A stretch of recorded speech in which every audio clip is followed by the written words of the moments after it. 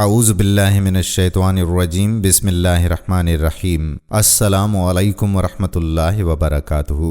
عربوں خربوں درود و سلام تاجدار ختم نبوت حضرت محمد مصطفیٰ احمد مجتبیٰ صلی اللہ علیہ وآلہ وسلم پر اور ان کی آل پر اللہ رب العزت مغفرت فرمائے، آپ کی، ہماری اور ہمارے والدین اور تمام امت کے مسلمانوں کی زندگی کی تمام مشکلات اللہ پاک دور فرمائے، نماز، ذکر اللہ، تہجد اور درود و پاک کی کثرت عطا فرمائے، قبر کے عذاب سے اللہ پاک نجات دے، جنت میں بآسانی داخلہ عطا فرمائے، آمین یا رب العالمین۔ دوستو، آپ کا اپنا میزبان قادر بخش کلہوڑو ایک نئے سلسلے کے ساتھ آپ کی خدمت میں حاضر ہے۔ ناظرین، اس چینل پر قصص الانبیاء کا آج سے ہم سلسلہ شروع کر رہے ہیں، جس میں آپ کو تمام انبیاء کرام کے حوالے سے تاریخ سے آگاہ کیا جائے گا۔ اس کے حوالے سے اولیاء کرام وغیرہ کے بارے میں بھی آپ کو اس چینل پر مفید معلومات فراہم کی جائے گی، لہٰذا آپ سے گزارش یہ ہے کہ آپ اس چینل کو سبسکرائب ضرور کر لیں۔ آج کی اس ویڈیو کا آغاز ہم حضرت آدم علیہ السلام سے کریں گے۔ ناظرین، حضرت آدم علیہ السلام سب سے پہلے انسان ہیں جن کو اللہ تعالیٰ نے دنیا میں بھیجا، اور سب سے پہلے نبی بھی آپ علیہ السلام ہی ہیں۔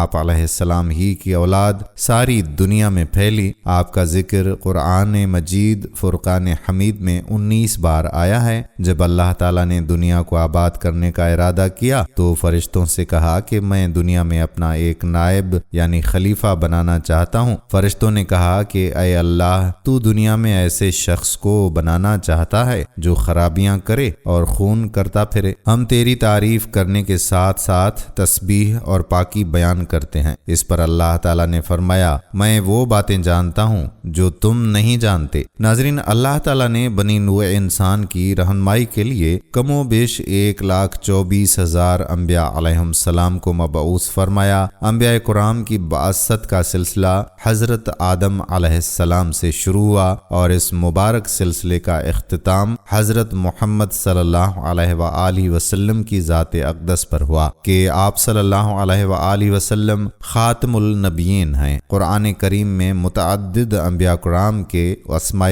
گرامی مذکور ہیں، جبکہ بعض انبیاء کرام کے نام احادیث مبارکہ سے بھی ملتے ہیں۔ ان برگزیدہ ہستیوں نے ایک طرف لوگوں کو اللہ تعالیٰ کے پیغام سے روشناس کروایا تو دوسری طرف خود کو نمونے کے طور پر پیش کیا تاکہ ان کی پیروی سے دنیا و آخرت میں کامیابی حاصل کی جا سکے۔ ناظرین، اسی سلسلے میں ہمارا یہ چینل آج سے ان مقدس اور پاک باز ہستیوں کے مشک بار تذکرے پر مشتمل ایک نئے سلسلے قصص الانبیاء کے آغاز کی سعادت حاصل کر رہا ہے۔ امید ہے کہ ہمارے ناظرین حسب سابق ہمارے اس چینل کو بھی سپورٹ ضرور کریں گے اور اپنی قیمتی رائے سے ہمیں نوازتے رہیں گے۔ ناظرین گرامی، آسمان دنیا کی گہما گہمی کسی بڑی خبر کی نوید سنا رہی تھی۔ جوں جوں وقت گزرتا جا رہا تھا، تسبیح و تہلیل میں مصروف فرشتوں کے تجسس اور بے چینی میں اضافہ ہوتا جا رہا تھا۔ نظریں بیت المعمور پر تھیں اور کان اللہ کی پکار کے منتظر۔ بالآخر انتظار کی گھڑیاں ختم ہوئیں اور رب ذوالجلال کا حکم فضا میں بلند ہوا، میں زمین میں اپنا نائب بنانے والا ہوں۔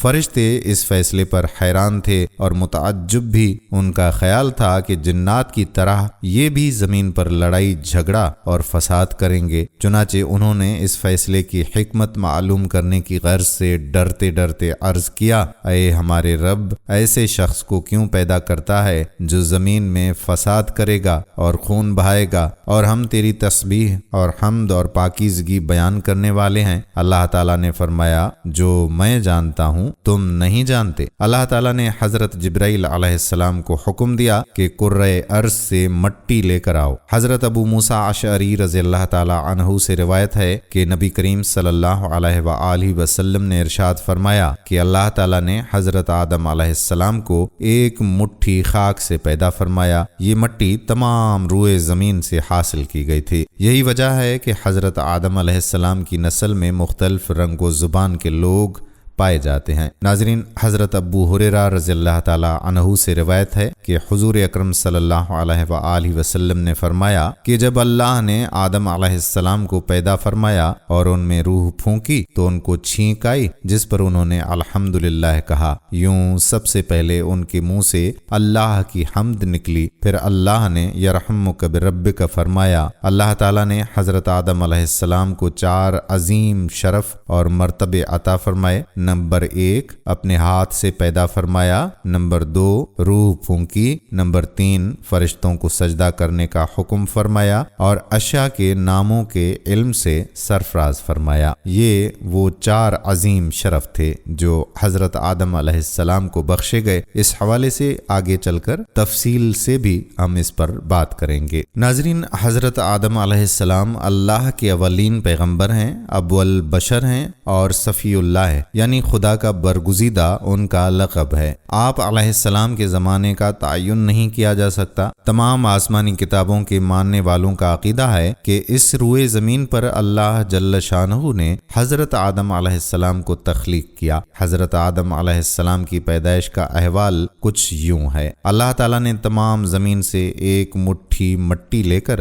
آدم علیہ السلام کو بنایا۔ اس لیے زمین کے لحاظ سے لوگ سرخ، سفید، سیاہ اور درمیانے درجے، اسی طرح اچھے، برے، نرم اور سخت طبیعت والے اور کچھ درمیانے درجے کے پیدا ہوئے، بروایت حضرت ابو موسیٰ اشعری رضی اللہ تعالی عنہ۔ ناظرین، اللہ تعالیٰ نے جبرائیل علیہ السلام کو زمین میں مٹی لانے کے لیے بھیجا تو زمین نے عرض کی کہ میں تجھ سے اللہ کی پناہ میں آتی ہوں کہ تو مجھ سے کوئی کمی کرے یا مجھے عیب ناک کر دے، تو وہ مٹی لیے بغیر ہی واپس چلے گئے اور عرض کی کہ اے اللہ، اس نے تیری پناہ میں آنے کی درخواست کی تو میں نے اس کو پناہ دے دی۔ اللہ تعالیٰ نے پھر حضرت میکائیل علیہ السلام کو بھیجا، زمین نے اس سے بھی پناہ مانگی تو اس نے بھی پناہ دے دی اور حضرت جبرائیل علیہ السلام کی طرح واقعہ بتا دیا۔ پھر اللہ تعالیٰ نے موت کے فرشتے کو بھیجا، زمین نے اسے بھی پناہ مانگی تو اس نے کہا کہ میں اس سے اللہ کی پناہ میں آتا ہوں کہ میں اللہ کے حکم کی تعمیل کیے بغیر واپس چلا جاؤں، اور اس سے مختلف جگہوں سے سرخ، سیاہ اور سفید مٹی اکٹھی کی، جس کی بنا پر آدم علیہ السلام کی اولاد بھی مختلف رنگوں والی ہے۔ وہ مٹی لے کر عرش پر چلے گئے اور اس کو پانی کے ساتھ تر کیا۔ پانی سے تر کرنے سے وہ چپکنے والی لیس دار مٹی بن گئی۔ اس پر باری تعالیٰ نے فرشتوں کو فرمایا کہ میں مٹی سے انسان بنانے والا ہوں، جب میں اس کو اچھی طرح سے بنا لوں اور اس میں اپنی پیدا کردہ روح ڈال دوں تو اس کے لیے سجدہ کرتے ہوئے سجدے میں گر جانا۔ اللہ تعالیٰ نے علم کے ساتھ آدم علیہ السلام کا ان پر شرف اور مرتبہ واضح کیا۔ حضرت ابن عباس رضی اللہ تعالی عنہ نے روایت کی ہے، ان سے مراد وہ نام ہیں جو لوگوں کے ہاں مشہور و معروف ہیں، انسان، جانور، زمین، سمندر، پہاڑ، اونٹ، گدھا وغیرہ۔ مجاہد نے کہا کہ پیالہ اور ہنڈیا وغیرہ کے نام سکھائے، حتیٰ کہ پھسکی اور گوز کا نام بھی بتا دیا۔ مجاہد نے فرمایا، کہا کہ ہر جانور، پرند، چرند اور ضرورت کی ہر چیز کے نام سکھائے۔ سعید بن جبیر، قتادہ وغیرہ نے بھی اسی طرح کہا ہے۔ الربیع نے کہا کہ فرشتوں کے نام سکھائے۔ عبد الرحمن بن زید نے کہا کہ ان کی اولاد کے نام سکھائے۔ اللہ نے آدم علیہ السلام کو ہر چھوٹی اور بڑی چیز اور ان کے افعال کے نام سکھائے۔ حضرت انس بن مالک رضی اللہ تعالی عنہ نے رسول اللہ صلی اللہ علیہ وآلہ وسلم سے روایت کرتے ہوئے فرمایا کہ قیامت کے دن ایمان والے اکٹھے ہوں گے اور کہیں گے کہ کاش ہم اپنے رب کے پاس سفارش کرنے والا طلب کر لیں۔ پھر وہ آدم علیہ السلام کے پاس آئیں گے اور کہیں گے کہ اے آدم، تو اول بشر ہے، اللہ نے تجھے اپنے ہاتھ سے بنایا، فرشتوں سے تجھے سجدہ کرایا اور تجھے ہر چیز کے نام سکھائے۔ حضرت حسن بصری نے کہا کہ جب اللہ نے حضرت آدم علیہ السلام کو پیدا کرنے کا ارادہ کیا تو فرشتوں نے کہا کہ اللہ جو مخلوق بھی پیدا کرے گا ہمارا علم اس سے زیادہ ہوگا۔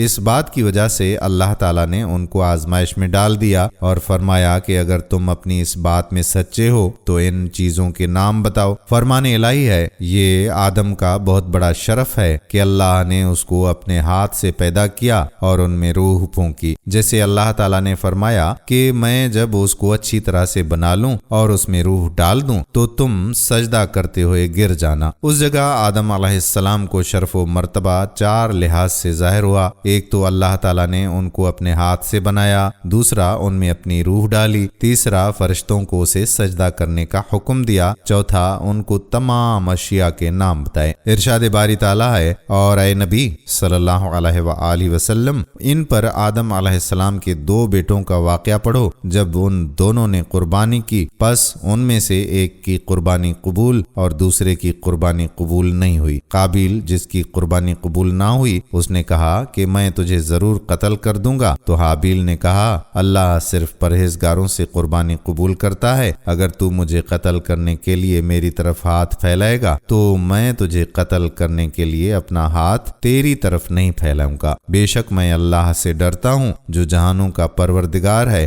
بے شک میرا ارادہ ہے کہ تو میرے اور اپنے گناہ کے ساتھ لوٹے، پس تو آگ میں جانے والوں میں سے ہو جائے، اور زیادتی کرنے والوں کو یہی بدلہ ہے۔ قابیل کے نفس نے اسے اپنے بھائی کو قتل کرنے پر ابھارا، پس اس نے اس کو قتل کر دیا اور وہ گھاٹے پانے والوں میں سے ہو گیا۔ پھر اللہ نے ایک کوا بھیجا، وہ زمین کو کرید رہا تھا تاکہ وہ اس قابیل کو دکھائے کہ وہ اپنے بھائی کی میت کو کیسے چھپائے۔ یہ دیکھ کر کہنے لگا، ہائے افسوس، میں اس چیز سے عاجز آ گیا کہ میں اس کوے کی طرح ہو جاتا، پس اپنے بھائی کی لاش کو چھپا لیتا۔ پس وہ پشیمانوں میں سے ہو گیا۔ اللہ تعالیٰ نے قابیل کو مہلت دی اور وہ عدن کی مشرقی جانب نود جگہ میں رہائش پذیر ہو گیا۔ اہل کتاب اس کو قنین کہتے ہیں۔ اس کی پشت سے خنو پیدا ہوا، خنو کے ہاں عندر، اور عندر کے ہاں محاویل، اور محاویل کے ہاں متوشیل، اور اس کے ہاں لامک۔ اس نے ادا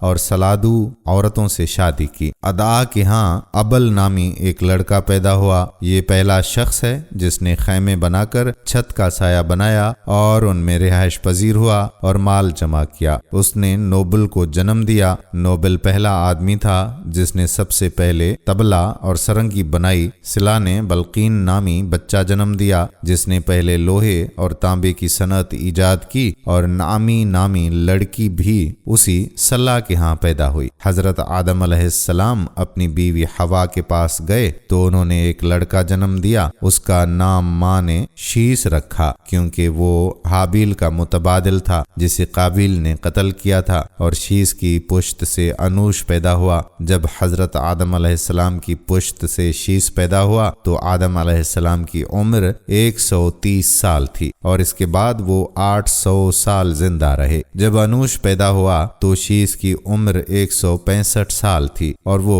اس کے بعد 807 برس زندہ رہا۔ انوش کے علاوہ بھی ان کے لڑکے لڑکیاں پیدا ہوئیں۔ انوش کی پشت سے قینان نامی شخص پیدا ہوا۔ اس وقت انوش 90 برس کا تھا۔ وہ اس کے بعد 815 برس زندہ رہا، اور ان کے ہاں بچے اور بچیاں ہوئیں۔ قینان نے 70 سال کی عمر میں مہلائیل پیدا کیا۔ وہ اس کے بعد 840 برس زندہ رہا۔ بہت سے لڑکے لڑکیاں اس کے ہاں پیدا ہوئیں۔ جب مہلائیل کی عمر 65 برس ہوئی تو اس کے ہاں یرد نامی لڑکا پیدا ہوا، اور وہ اس کے بعد 830 برس زندہ رہا، اور اس کے ہاں بہت سے بچے بچیاں پیدا ہوئیں۔ جب یرد 162 سال کا ہوا تو اس کے ہاں خنو پیدا ہوا، اور اس کے بعد 800 سال زندہ رہا، اور اس کے ہاں بھی بہت سے لڑکے لڑکیاں بھی پیدا ہوئے۔ جب متوشلخ 187 برس کا ہوا تو اس کے ہاں لامک پیدا ہوا، اور اس کے بعد وہ 782 برس زندہ رہا، اور اس کے ہاں لڑکا اور لڑکی پیدا ہوئے۔ جب لامک 182 سال کا ہوا تو اس کے ہاں نوح علیہ السلام پیدا ہوئے، اور وہ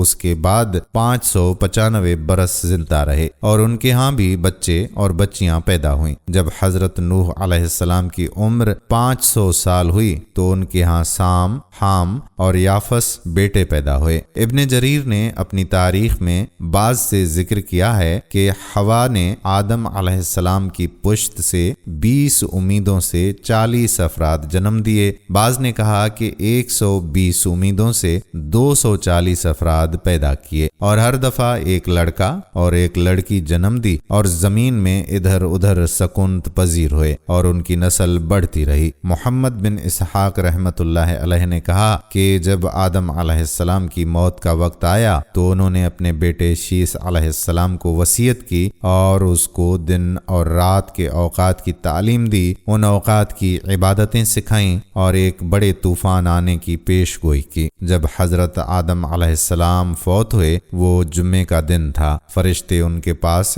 حنوت نامی خوشبو لائے، اور اللہ کی طرف سے جنت سے کفن مہیا کیا گیا، اور ان کے بیٹے اور وصی شیس علیہ السلام سے تعزیت کی۔ حضرت ابی بن کعب رضی اللہ تعالی عنہ سے روایت ہے کہ جب حضرت آدم علیہ السلام کی موت کا وقت قریب آیا تو انہوں نے اپنے بیٹوں کو کہا کہ اے میرے بیٹو، میں جنت کا پھل کھانا چاہتا ہوں۔ وہ ان کے لیے پھل لینے گئے تو فرشتے ان کے سامنے آئے، ان کے ساتھ کفن اور حنوت نامی خوشبو لگائی، ساتھ ہی کلہاڑیاں، بیلچے اور ٹوکریاں تھیں۔ انہوں نے پوچھا کہ اے آدم کے بیٹو، کہاں کا ارادہ ہے؟ کیا تلاش کر رہے ہو؟ انہوں نے کہا کہ ہمارے والد آدم علیہ السلام بیمار ہیں اور جنت کا پھل کھانا چاہتے ہیں۔ فرشتوں نے کہا کہ واپس چلو، تمہارے باپ کا وقت پورا ہو چکا ہے۔ فرشتے آئے تو حوا علیہ السلام نے ان کو پہچان لیا اور آدم علیہ السلام کے ساتھ اوٹ میں ہو گئی۔ آدم علیہ السلام نے کہا کہ مجھ سے دور جا، میں تجھ سے پہلے پیدا ہوا ہوں، لہٰذا میرے اور میرے رب کے فرشتوں کے درمیان حائل مت ہونا۔ فرشتوں نے ان کی روح قبض کی، ان کو کفن پہنایا، خوشبو لگائی، ان کے لیے گڑھا کھودا، ان کی قبر بنائی، ان کی نماز جنازہ پڑھی، پھر ان کو قبر میں اتار دیا، قبر میں رکھ کر اوپر سے مٹی ڈالی اور کہا اے آدم کے بیٹو، میت کو دفنانے کا یہی طریقہ ہے۔ ناظرین، قرآن مجید میں ہے کہ آدم علیہ السلام کی تخلیق مٹی سے ہوئی، اور بے شک ہم نے انسان کو بجتی ہوئی خشک مٹی سے پیدا کیا جو پہلے سیاہ سٹرا ہوا گارا تھی۔ سورۃ 15 آیت نمبر 26۔ چنانچہ روایت ہے کہ جب خداوند قدوس عز و جل نے آپ علیہ السلام کو پیدا کرنے کا ارادہ فرمایا تو عزرائیل علیہ السلام کو حکم دیا کہ زمین سے ایک مٹھی مٹی لائیں۔ حکم خداوندی عز و جل کے مطابق حضرت عزرائیل علیہ السلام نے آسمان سے اتر کر زمین سے ایک مٹھی مٹی اٹھائی تو پوری روئے زمین کی اوپری پرت چھلکے کے مانند اتر کر آپ کی مٹھی میں آ گئی، جس میں 60 رنگوں اور مختلف کیفیتوں والی مٹیاں تھیں، یعنی سفید اور سیاہ، سرخ اور زرد رنگوں والی، اور نرم، سخت، شیرین اور تلخ، نمکین اور پھیکی وغیرہ۔ ان کیفیتوں والی مٹیاں شامل تھیں۔ تخلیق آدم کے بعد اللہ تعالیٰ نے حضرت آدم علیہ السلام کو خلیفۃ اللہ فی الارض قرار دیا اور فرشتوں کو حکم دیا کہ انہیں سجدہ کرو۔ ابلیس نے سجدہ کرنے سے انکار کر دیا اور وہ جنوں میں سے تھا۔ ابلیس نافرمانی کے بعد راندہ درگاہ ہوا۔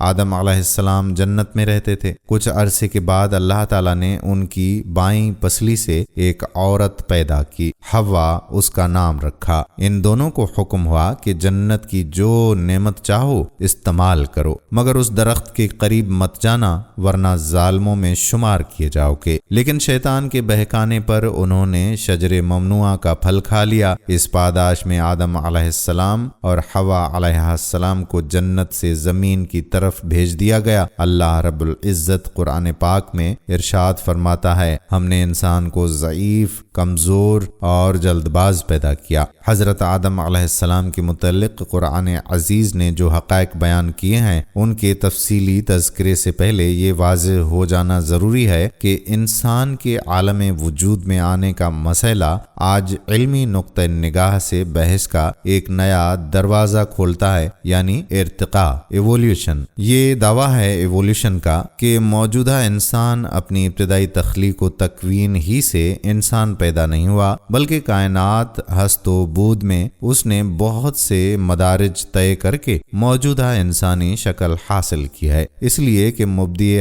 حیات نے جمادات اور نباتات کی مختلف شکلیں اختیار کر کے ہزاروں لاکھوں برس بعد درجہ بدرجہ ترقی کرتے کرتے کرتے اول لبونا یعنی پانی کی جھونک کا لباس پہنا، اور پھر ایسی ہی طویل مدت کے بعد حیوانات کے مختلف چھوٹے بڑے طبقات سے گزر کر موجودہ انسان کی شکل میں وجود پذیر ہوا۔ اور مذہب یہ کہتا ہے کہ خالق کائنات نے انسان اول کو آدم علیہ السلام کی شکل میں ہی پیدا کیا، اور پھر اس کی طرح ایک ہم جنس مخلوق یعنی حضرت حوا علیہ السلام کو وجود دے کر کائنات ارضی پر نسل انسانی کا سلسلہ قائم کیا۔ اور یہی وہ انسان ہے جس کو خالق کائنات نے عام مخلوق پر برتری اور بزرگی عطا فرمائی اور امانت الہی کا بار گراں اس کے سپرد فرمایا، اور کل کائنات کو اس کے ہاتھ میں مسخر کر کے خلافت و نیابت الہی کا شرف اسی ہی کو بخشا۔ بہرحال ارشاد باری تعالیٰ ہے، بلا شبہ ہم نے انسان کو بہترین اندازے سے بنایا، بلا شبہ ہم نے نسل آدم کو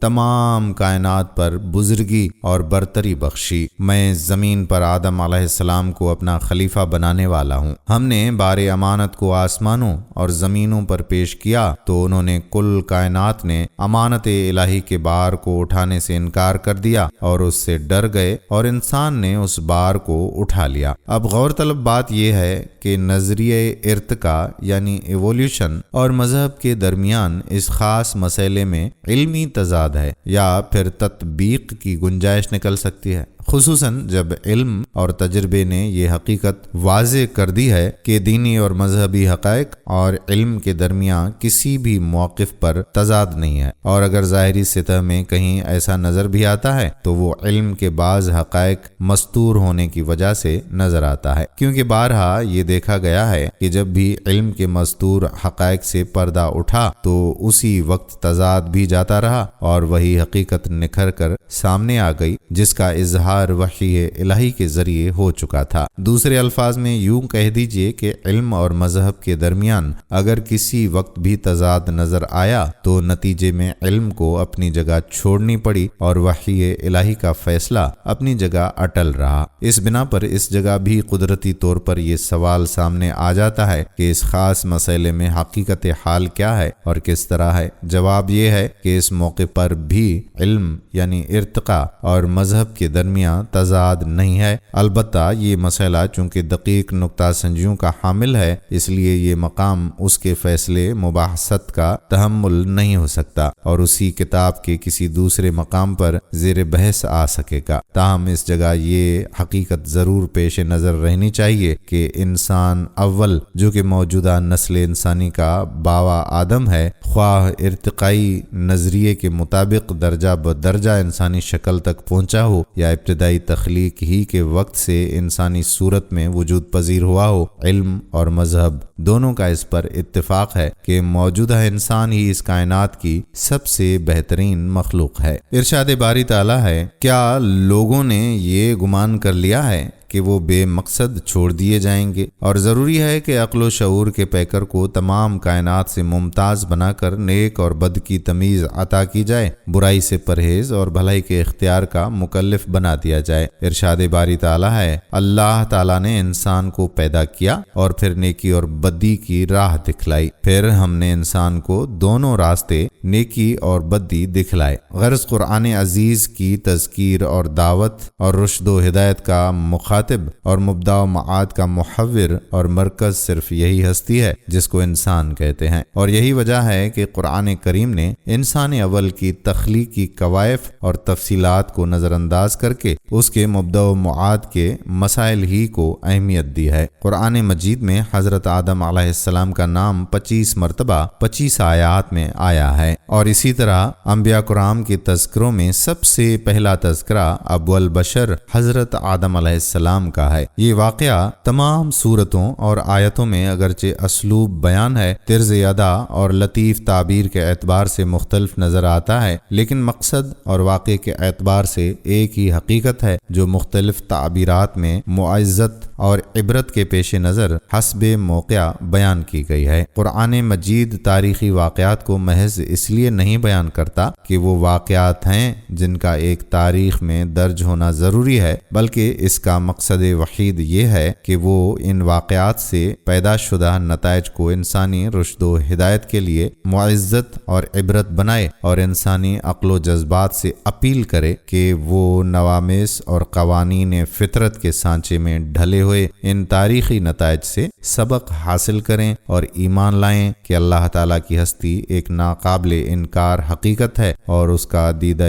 قدرت ہی اس تمام ہست و بود کا کار فرما ہے، اور اسی مذہب کے احکام کی پیروی میں فلاح و نجات اور ہر قسم کی ترقی کا راز چھپا ہوا ہے، جس کا نام مذہب، فطرت یا اسلام ہے۔ قرآن مجید کا یہ بھی ایک اعجاز ہے کہ وہ ایک ہی واقعے کو مختلف صورتوں میں ان صورتوں کے مضامین کے مناسبت سے بہترین انداز میں بیان کرنے کے باوجود واقعے کی اصل حقیقت اور اس کی متانت اور سنجیدگی میں ادنا سا فرق بھی نہیں آنے دیتا۔ کہیں واقعے کی تفصیل ہے تو کہیں اجمال، کسی مقام پر اس کا ایک پہلو نظر انداز کر دیا گیا ہے تو دوسرے مقام پر اسی کو سب سے زیادہ نمایاں حیثیت دی گئی ہے۔ ایک جگہ اسی واقعے سے لذت و سرور پیدا کرنے والے نتائج نکالے گئے ہیں تو دوسری جگہ واقعے میں معمولی سا تغیر کیے بغیر خوف و دہشت کا نقشہ پیش کیا ہے، بلکہ بعض مرتبہ ایک ہی مقام پر لذت و علم دونوں کا مظاہرہ نظر آتا ہے۔ قرآن کے عنوان سے معنوں اور متضاد صفات کے حامل حضرت انسان کی فصاحت و بلاغت کے مدارج اور دسترس سے باہر ہیں۔ ارشاد باری تعالیٰ ہوتا ہے، کیا وہ قرآن کے متعلق غور و فکر سے کام نہیں لیتے؟ اور اگر وہ اللہ تعالیٰ کے سوا کسی اور کا کلام ہوتا تو بلا شبہ وہ اس میں قسم قسم کے تضاد اور اختلاف کو پاتے۔ ناظرین، اللہ تعالیٰ نے حضرت آدم علیہ السلام کو مٹی سے پیدا کیا۔ ان کا خمیر تیار ہونے سے قبل ہی اس نے فرشتوں کو یہ اطلاع دی کہ ان قریب وہ مٹی سے ایک مخلوق پیدا کرنے والا ہے جو بشر کہلائے گا اور زمین میں ہماری خلافت کا شرف حاصل کرے گا۔ آدم علیہ السلام کا خمیر مٹی سے گوندھا گیا اور ایسی مٹی سے گوندھا گیا جو نت نئی تبدیلی قبول کرنے والی تھی۔ جب یہ مٹی پختہ ٹھیکری کی طرح آواز دینے اور کھن کھنانے لگی تو اللہ تعالیٰ نے اس جسد خاکی میں روح پھونکی اور وہ یک بیک گوشت پوست ہڈی پٹھے کا زندہ انسان بن گیا اور ارادہ،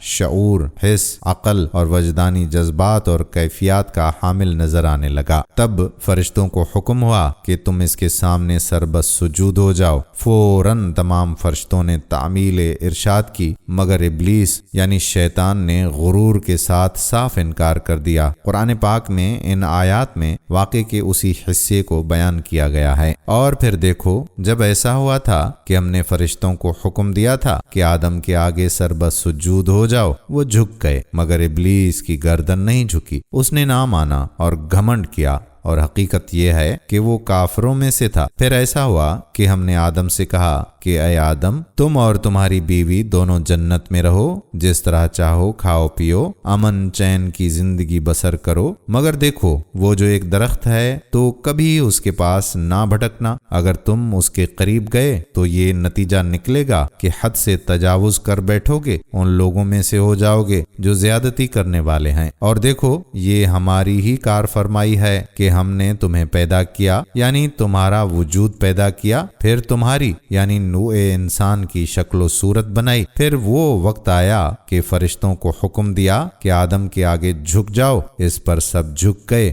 مگر ابلیس کے جھکنے والوں میں نہ تھا۔ اور بلا شبہ یہ واقعہ ہے کہ ہم نے انسان کا خمیر اٹھے ہوئے گارے سے بنایا جو سوکھ کے بجنے لگا، اور ہم جن کو اس سے پہلے جلتی ہوئی ہوا کی گرمی سے پیدا کر چکے تھے۔ اور اے پیغمبر، جب ایسا ہوا تھا کہ تیرے پروردگار نے فرشتوں سے کہا تھا کہ میں خمیر اٹھے ہوئے گارے سے جو سوکھ کر بجنے لگتا ہے ایک بشر پیدا کرنے والا ہوں، یعنی نوع انسانی پیدا کرنے والا ہوں، تو جب ایسا ہو کہ میں اسے درست کر دوں، یعنی وہ وجود تکمیل کو پہنچ جائے اور اس میں اپنی روح پھونک دوں، تو چاہیے کہ تم سب اس کے آگے سربس سجود ہو جاؤ۔ چنانچہ جتنے فرشتے تھے سب اس کے آگے سربس سجود ہو گئے، مگر ایک ابلیس، اس نے انکار کیا کہ سجدہ کرنے والوں میں سے ہوں۔ اور جب ایسا ہوا تھا کہ ہم نے فرشتوں کو حکم دیا تھا کہ آدم کے آگے جھک جاؤ، اور سب جھک گئے تھے مگر ابلیس نہیں جھکا تھا، وہ جنوں میں سے تھا، بس اپنے پروردگار کے حکم سے باہر ہو گیا۔ پھر کیا تم مجھے چھوڑ کر کہ تمہارا پروردگار ہوں اسے اور اس کی نسل کو کارساز بناتے ہو، حالانکہ وہ تمہارے دشمن ہیں؟ دیکھو ظلم کرنے والوں کے لیے کیا ہی بری تبدیلی ہوئی۔ اور وہ وقت یاد کرو جب تیرے پروردگار نے فرشتوں سے کہا کہ میں مٹی سے بشر کو پیدا کرنے والا ہوں، پس جب میں اس کو بنا سنوار لوں اور اس میں اپنی روح پھونک دوں تو سب فرشتے اس کے لیے سربت سجود ہو جائیں۔ پس سب ہی نے سجدہ کیا مگر ابلیس نے نہ مانا، گھمنڈ کیا اور وہ کافروں میں سے تھا۔ ناظرین، اللہ تعالیٰ اگرچہ عالم الغیب اور دلوں کے بھیدوں سے خوب واقف ہے اور ماضی اور مستقبل سب اس کے لیے یکساں ہیں، مگر اس نے امتحان اور آزمائش کے لیے ابلیس سے سوال کیا۔ ارشاد باری تعالیٰ ہوا، کس بات نے تجھے جھکنے سے روکا جبکہ میں نے حکم دیا تھا؟ ابلیس نے جواب دیا کہ اس بات نے کہ میں آدم سے بہتر ہوں، تو نے مجھے آگ سے پیدا کیا اور اسے مٹی سے۔ شیطان کا مقصد یہ تھا کہ میں آدم سے افضل ہوں اس لیے کہ تو نے مجھ کو آگ سے بنایا ہے، اور آگ بلندی اور رفعت چاہتی ہے، اور آدم مخلوق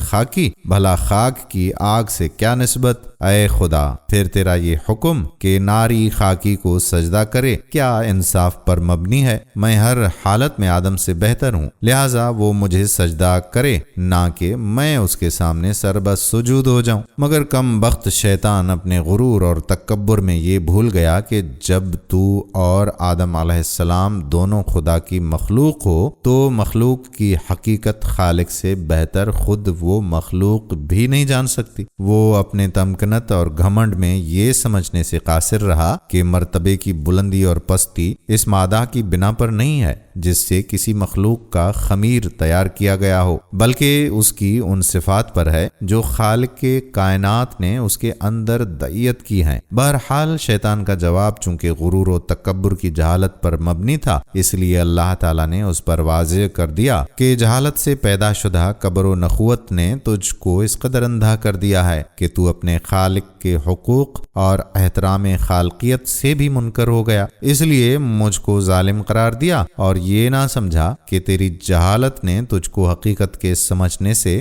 درماندہ اور عاجز بنا دیا ہے، پس تو اب اس سرکشی کی وجہ سے ابدی ہلاکت کا مستحق ہے، اور یہی تیرے عمل کی قدرتی پاداش ہے۔ ابلیس نے جب یہ دیکھا کہ خالق کائنات کے حکم کی خلاف ورزی، تکبر اور عنوت اور خدا تعالیٰ پر ظلم کے الزام نے ہمیشہ کے لیے مجھ کو رب العالمین کی آغوش رحمت سے مردود اور جنت سے محروم کر دیا، تو توبہ اور ندامت کی جگہ اللہ تعالیٰ سے یہ استدعا کی کہ تا قیامت مجھ کو مہلت عطا کر اور اس طویل مدت کے لیے میری زندگی کی رسی کو دراز کر دے۔ حکمت الہی کا تقاضا بھی یہی تھا، لہٰذا اس کی درخواست منظور کر لی گئی۔ یہ سن کر اب اس نے پھر ایک مرتبہ اپنی شیطانیت کا مظاہرہ کیا، کہنے لگا کہ جب تو نے مجھ کو راندہ درگاہ کر ہی دیا ہے تو جس آدم کی بدولت مجھے یہ رسوائی نصیب ہوئی ہے، میں بھی آدم کی اولاد کی راہ میں ماروں گا اور ان کے پسو پیش ارد گرد اور چار جانب سے ہو کر ان کو گمراہ کروں گا، اور ان کی اکثریت کو تیرا ناس پاس اور ناشکر گزار بنا کر چھوڑوں گا۔ البتہ تیرے مخلص بندے میرے اغوا کے تیر سے گھائل نہ ہو سکیں گے اور ہر طرح سے محفوظ رہیں گے۔ اللہ تعالیٰ نے فرمایا کہ ہم کو اس کی کیا پرواہ، ہماری فطرت کا قانون مقافات عمل اور پاداش عمل اٹل قانون ہے، پس جو جیسا کرے گا ویسا بھرے گا۔ جو بنی آدم مجھ سے روگردانی کر کے تیری پیروی کرے گا وہ تیرے ساتھ ہی جہنم کا سزاوار ہوگا۔ جا اپنی ذلت اور رسوائی اور شومی قسمت کے ساتھ یہاں سے دور ہو اور اپنی اور اپنے پیروں کی ابدی لعنت جہنم کے منتظر رہو۔ قرآن مجید کی آیات انہی تفصیلات پر روشنی ڈالتی ہیں۔ فرمان باری تعالیٰ ہوا، کس بات نے تجھے جھکنے سے روکا جبکہ میں نے حکم دیا تھا؟ کہا اس بات نے کہ میں آدم سے بہتر ہوں۔ تو نے مجھے آگ سے پیدا کیا اور اسے مٹی سے۔ فرمایا جنت سے نکل جا، تیری یہ ہستی نہیں کہ یہاں رہ کر سرکشی کرے، یہاں سے نکل، دور ہو، یقیناً تو ان میں سے ہوا جو ذلیل و خوار ہیں۔ ابلیس نے کہا مجھے اس وقت تک کے لیے مہلت دے جب لوگ مرنے کے بعد اٹھائے جائیں گے، تجھے مہلت ہے؟ اس پر ابلیس نے کہا چونکہ تو نے مجھ پر راہ بند کر دی تو اب میں بھی ایسا کر دوں گا کہ تیری سیدھی راہ سے بھٹکانے کے لیے بنی آدم کی طاق میں بیٹھوں گا، پھر سامنے سے، پیچھے سے، داہنے سے، بائیں سے، غرض کے ہر طرف سے ان پر آؤں اور تو ان میں سے اکثروں کو شکر گزار نہ پائے گا۔ خدا تعالیٰ نے فرمایا یہاں سے نکل جا، ذلیل اور ٹھکرایا ہوا، بنی آدم میں سے جو کوئی تیری پیروی کرے گا تو وہ تیرا ساتھی ہوگا، اور میں البتہ ایسا کروں گا کہ پاداش عمل میں تم سب سے جہنم بھر دوں گا۔ اللہ تعالیٰ نے فرمایا ابلیس تجھے کیا ہوا کہ سجدہ کرنے والوں میں شامل نہ ہوا؟ کہا مجھ سے یہ نہیں ہو سکتا کہ ایسے بشر کو سجدہ کروں جسے تو نے خمیر اٹھے ہوئے گارے سے بنایا جو سوکھ کر بجنے لگا ہے۔ حکم ہوا اگر ایسا ہے تو یہاں سے نکل جا کہ تو راندہ دربار ہوا اور جزا کے دن تک تجھ پر لعنت ہوئی۔ اس نے کہا خدایا مجھے اس دن تک مہلت دے دے جب انسان دوبارہ اٹھائے جائیں گے۔ فرمایا اس مقررہ وقت کے دن تک تجھے مہلت دی گئی۔ اس نے کہا کہ خدایا چونکہ تو نے مجھ پر نجات و سعادت کی راہ بند کر دی تو اب میں ضرور ایسا کروں گا کہ زمین میں ان کے لیے جھوٹی خوشنمائیاں بنا دوں اور راہ حق سے گمراہ کر دوں۔ ہاں ان میں جو تیرے مخلص بندے ہوں گے میں جانتا ہوں میرے بہکانے میں آنے والے نہیں۔ ارشاد باری تعالیٰ ہے اور دیکھو جب ایسا ہوا تھا کہ ہم نے فرشتوں کو حکم دیا آدم کے آگے جھک جاؤ، اس پر سب جھک گئے مگر ایک ابلیس نہ جھکا۔ اس نے کہا کہ کیا میں ایسی ہستی کے آگے جھکوں جسے تو نے مٹی سے بنایا ہے؟ نیز اس نے کہا کیا تیرا یہی فیصلہ ہوا کہ تو نے اس حقیر ہستی کو مجھ پر بڑھائی دی؟ اگر تو مجھے قیامت کے دن تک مہلت دے دے تو میں ضرور اس کی نسل کی بیخ و بنیاد اکھاڑ کے رکھوں۔ تھوڑے آدمی اس ہلاکت سے بچیں اور کوئی نہ بچے۔ اللہ نے فرمایا جا اپنی راہ لے، جو کوئی بھی ان میں سے تیرے پیچھے چلے گا تو اس کے لیے اور تیرے لیے جہنم کی سزا ہوگی، پوری پوری سزا۔ ان میں سے جس کسی کو تو اپنی صدا سنائے گا بہکا سکے گا، بہکانے کی کوشش کر لے، اپنے لشکر کے سواروں اور پیادوں سے حملہ کر، ان کے مال اور اولاد میں شریک ہو جا، ان سے طرح طرح کی باتوں کے وعدے کر، اور شیطان کے وعدے تو اس کے سوا کچھ نہیں ہے کہ سر تا سر دھوکا۔ جو میرے سچے بندے ہیں ان پر تو قابو پانے والا نہیں، تیرا پروردگار کارسازی کے لیے بس کرتا ہے۔ ناظرین اللہ تعالیٰ نے جب حضرت آدم علیہ السلام کو پیدا کرنا چاہا تو فرشتوں کو اطلاع دی گئی تھی کہ میں زمین پر اپنا خلیفہ بنانا چاہتا ہوں جو اختیار اور ارادے کا مالک ہوگا اور میری زمین پر جس قسم کا تصرف کرنا چاہے گا کر سکے گا اور اپنی ضروریات کے لیے اپنی مرضی کے مطابق کام لے سکے گا، گویا وہ میری قدرت اور میرے تصرف و اختیار کا مظہر ہوگا۔ فرشتوں نے یہ سنا تو حیرت میں رہ گئے اور بارگاہ الہی میں عرض کیا کہ اگر اس ہستی کی پیدائش کی حکمت یہ ہے کہ وہ دن رات تیری تسبیح اور تحلیل میں مصروف رہے اور تیری تقدیس و بزرگی کے گن گائے تو اس کے لیے ہم حاضر ہیں، جو ہر لمحہ تیری حمد و ثنا کرتے ہیں اور بے چوں و چراں تیرا حکم بجا لاتے ہیں۔ ہم کو تو اس خاکی سے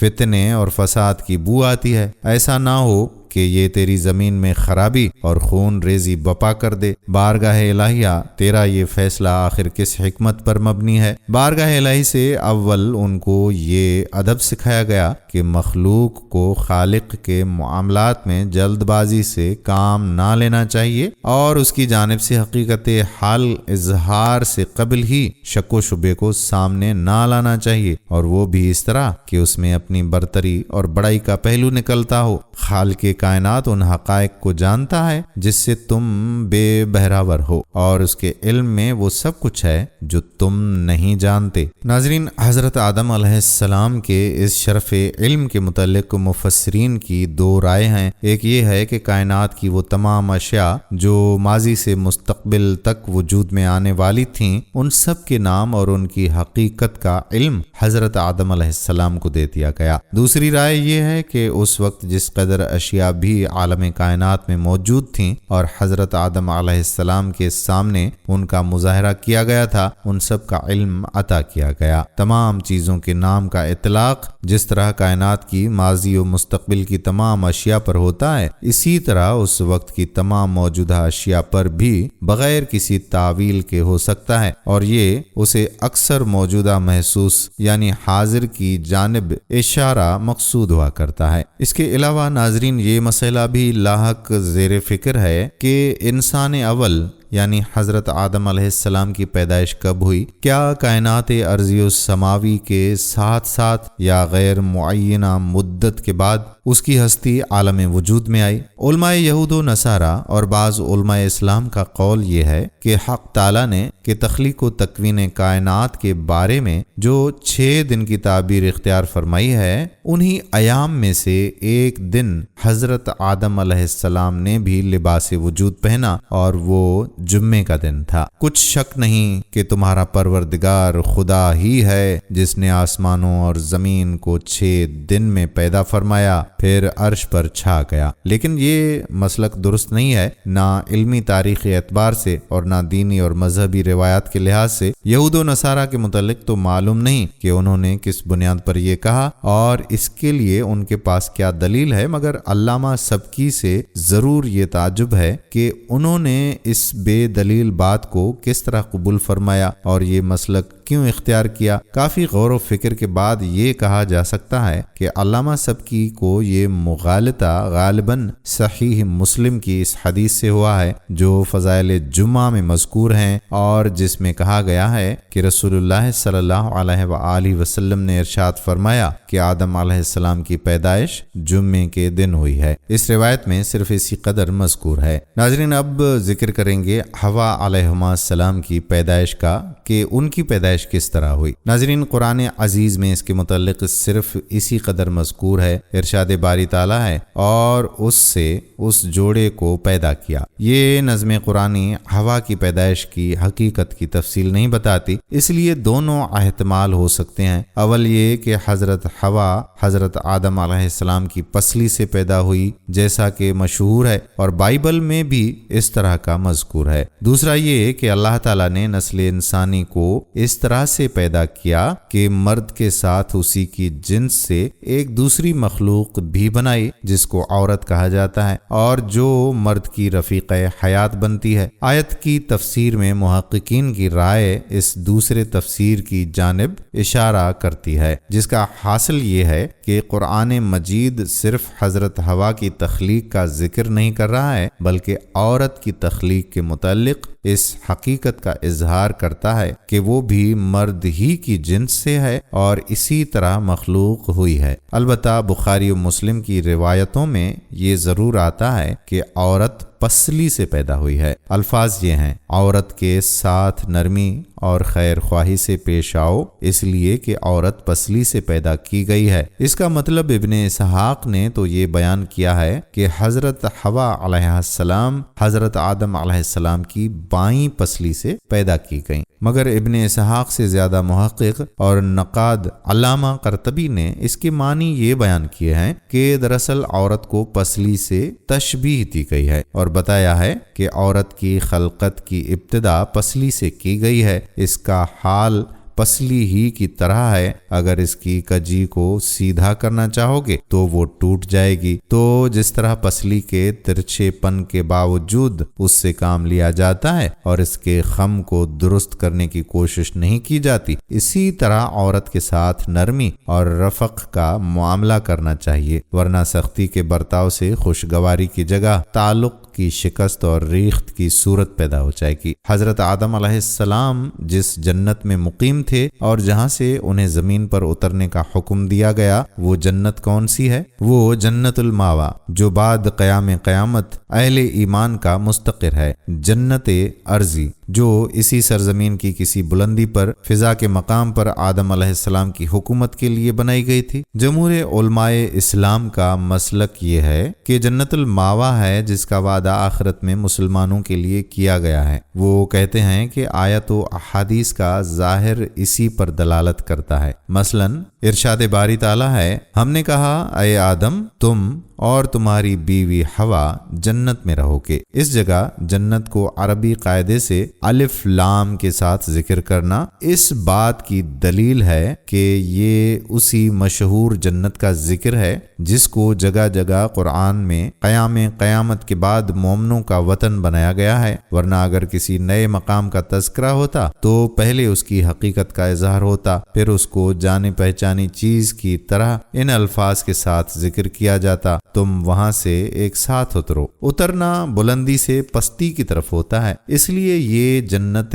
ارضی نہیں بلکہ جنت ماوا ہے۔ مسلم میں ایک طویل حدیث ہے جس میں یہ جملے موجود ہیں کہ اللہ تعالیٰ لوگوں کو جمع کرے گا، بس اہل ایمان کھڑے ہوں گے، جب جنت ان کے قریب ہوگی پھر وہ آدم علیہ السلام کے پاس جائیں گے اور کہیں گے کہ اے ہمارے باپ، ہمارے لیے اس جنت کو کھولیے۔ اس پر حضرت آدم علیہ السلام فرمائیں گے، کیا تم کو جنت سے تمہارے باپ کی خطا کاری ہی نے نہیں نکالا تھا؟ اس کے برعکس علماء کی ایک جماعت کہتی ہے کہ یہ جنت دنیا ہی کے مقامات میں سے کسی مقام پر تھی، جنت الماوا نہ تھی، اور اپنے قول کی تائید میں یہ کہتے ہیں کہ آیت قرآنی ظاہر کرتی ہیں کہ اللہ تعالیٰ نے آدم و حوا علیہ السلام کو وہاں کھانے پینے کا مکلف بنایا اور ایک درخت کے نہ کھانے کی تکلیف دی۔ پھر وہاں آدم علیہ السلام خواب راحت میں بھی رہتے تھے اور وہاں ابلیس بھی آتا جاتا رہتا تھا، اور اس نے حضرت آدم علیہ السلام کو بہکا بھی دیا، اور پھر آدم و حوا علیہ السلام اور ابلیس وہاں سے نکالے بھی گئے۔ تو یہ تمام وہ امور ہیں جو دنیا کے ساتھ مخصوص ہیں، اور جنت الماوا میں ان کا وجود نہیں ہے، نہ وہ عالم تکلیف ہے اور نہ اس میں داخلہ کے بعد اخراج ہے۔ یہ قول بھی بڑے بڑے علماء اسلام کی طرف سے منسوب ہے۔ ناظرین، شریعت اسلامی میں نبی اس ہستی کو کہا جاتا ہے جس کو حق تعالیٰ نے اپنے بندوں کی ہدایت کے لیے چن لیا ہو اور وہ براہ راست اللہ تعالیٰ سے ہم کلام ہوتے ہوں، اور رسول اس نبی کو کہا جاتا ہے جس کے پاس اللہ تعالیٰ کی جانب سے نئی شریعت اور نئی کتاب بھیجی گئی ہو۔ چونکہ حضرت آدم علیہ السلام دنیا انسانی کے باپ ہیں تو خود بخود یہ سوال پیدا ہوتا ہے کہ وہ جس طرح اپنی نسل کی دنیوی سعادت اور فلاح کے لیے رہنما اور ہادی تھے، اسی طرح اخروی سعادت اور فلاح کے لیے بھی پیغامبر تھے یا نہیں؟ اس کا جواب ایک ہی ہو سکتا ہے کہ وہ بلا شبہ خدا کے سچے پیغمبر اور نبی برحق تھے، اور اس مسئلے میں امت بھی کبھی دو رائیں نہیں ہوئی، اور اس لیے کبھی یہ مسئلہ موضوع بحث نہیں بنا، مگر مسئلے میں اس وقت سے اہمیت پیدا ہوئی جبکہ مصر کے قریے اور منہور کے ایک شخص نے حضرت آدم علیہ السلام کی نبوت کا انکار کیا اور اپنے دعوے کی دلیل میں یہ پیش کیا کہ قرآن عزیز میں کسی مقام پر بھی حضرت آدم علیہ السلام کو دوسرے انبیاء کی طرح نبی نہیں کہا گیا۔ حضرت ابو ذر غفاری رضی اللہ تعالی عنہ سے روایت ہے کہ میں نے عرض کیا، یا رسول اللہ صلی اللہ علیہ وآلہ وسلم، مجھے بتائیے کیا آدم علیہ السلام نبی تھے؟ حضور صلی اللہ علیہ وآلہ وسلم نے فرمایا کہ ہاں، وہ نبی تھے اور رسول بھی، انہیں اللہ رب العالمین سے شرف خطابت اور تکلم حاصل ہوا۔ روایات کے الفاظ یہ ہیں کہ اس شخص کا یہ کہنا کہ قرآن عزیز نے حضرت آدم علیہ السلام کو کسی جگہ لفظ نبی سے مخاطب نہیں کیا، لفظی اعتبار سے اگرچہ صحیح ہے لیکن حقیقت نبوت کے اعتبار سے بالکل غلط ہے، اس لیے کہ نبوت کے جو معنی اسلامی اصلاح میں بیان کیے گئے ہیں، بغیر کسی تعویل کے اس کا اطلاق حضرت آدم علیہ السلام پر نظم قرآنی میں بہت سے مقامات میں موجود ہے۔ جگہ جگہ یہ ثابت ہے کہ اللہ تعالیٰ بغیر کسی واسطے کے حضرت آدم علیہ السلام سے ہم کلام ہوتا رہا ہے، اور اس تمام مخاطبت اور بات چیت اور امر و نہی اور حلال و حرام کے احکامات دیتا رہا ہے، اور ان احکامات کے لیے حضرت آدم علیہ السلام کے پاس کسی کو نبی اور رسول بنا کر نہیں بھیجا، بلکہ براہ راست انہی سے خطاب فرمایا گیا۔ بس جبکہ نبوت کی حقیقت بھی یہی ہے تو حضرت آدم علیہ السلام کی نبوت کا انکار قطعاً باطل ہے اور بے معنی ہے۔ ناظرین گرامی، ہم امید کرتے ہیں کہ ہماری ویڈیو آپ نے آخر تک دیکھی ہوگی، اور یہ تعارفی ویڈیو ویڈیو تھی جو آپ کی خدمت میں پیش کی گئی۔ حضرت آدم علیہ السلام کے بہت سارے واقعات ہیں اور ان کی پیدائش سے لے کر موت تک کے تمام تر جتنے بھی مراحل ہوئے ہیں ان سب پر ہم ضرور روشنی ڈالیں گے اور ویڈیوز کی صورت میں آپ کے لیے بنا کر اپلوڈ کریں گے۔ لہٰذا اگر آپ چاہتے ہیں کہ آپ بھی ان تاریخی واقعات کو گاہے بگاہے سنتے رہیں تو چینل کو سبسکرائب ضرور کر لیجیے گا۔ آنے والی ویڈیو تک ہمیں اجازت دیجیے۔ اللہ حافظ۔